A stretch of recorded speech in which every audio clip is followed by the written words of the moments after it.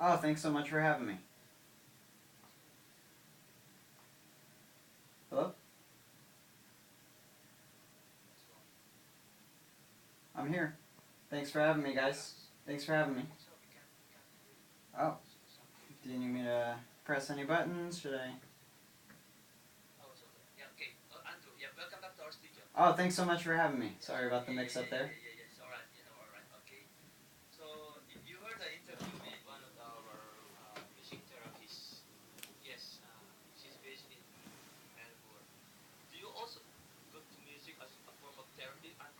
Absolutely. I think it's probably the most therapeutic thing that I have going on.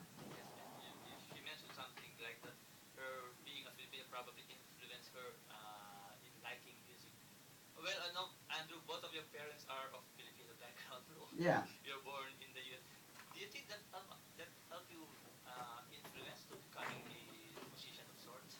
I'm not sure how much being Filipino influenced me, but absolutely my parents were a major influence in me taking towards music.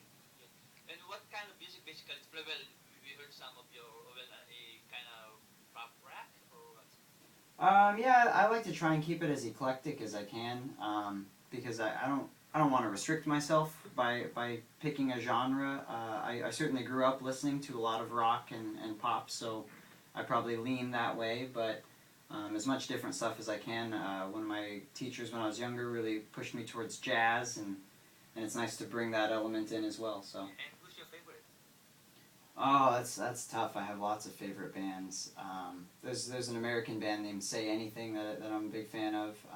I love Billy Joel, which is probably more common out here. Yeah, it's hard to not like Billy Joel.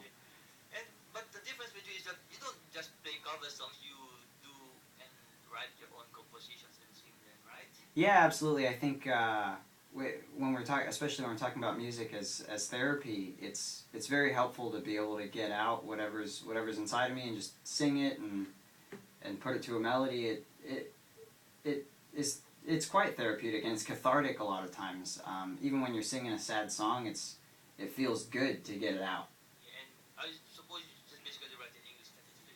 Yeah, I actually, my parents never taught me Tagalog. They used it more as a secret language when I was a kid. They would talk to their friends about us. I'm sure they were making fun of me or something. But did you regret living in Stockholm at all? Yeah, it would be nice to be able to speak it. And both my parents also speak Spanish and never taught us that. And in the U.S., it would be really helpful to speak Spanish. And now I can't really use it as an excuse because I could go and learn myself now if I wanted to, but I never learned.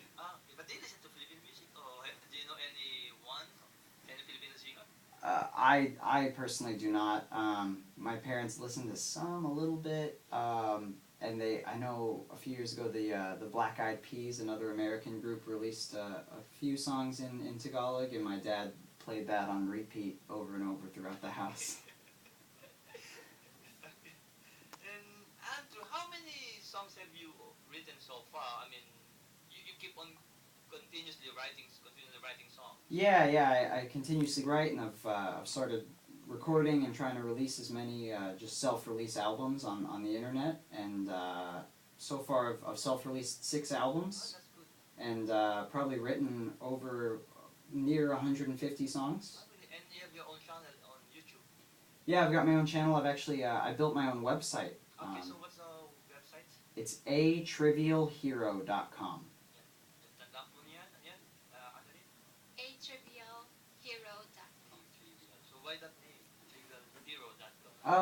That's the name that I gave to kind of my group, my band when I got out of high school, and I like to think of it as a hero, someone that does the right thing, but it's trivial because it doesn't matter if you get recognition or if people reward you for it. You just always do the right thing because that's what you believe in. And the band is still there. Yeah, I still play with a couple of my buddies from high school, and probably my best friend is one of the most talented drummers that I've ever met, so it's nice to have that. You live in Las Vegas now, and I know there are a lot of opportunities to play in Las Vegas because of a very lively entertainment. So how much opportunities are you given it's kind of funny because Vegas is such an entertainment capital of the U.S. and of the world that it's actually kind of tough for smaller local acts to crack that scene because they attract so many larger acts that really garner the attention. So there are opportunities. There are lots of bars, and we've played lots of little bars or clubs or going to open mics. But it's tough because you go and you play those, but anybody else in Las Vegas is able to go and see a show on the Strip or go and see Elton John performing nightly in a casino or Celine Dion. So it's a bit of a tough market to compete with. Anyway, can we hear another song from you? Oh yeah, absolutely. I'd love to play another song.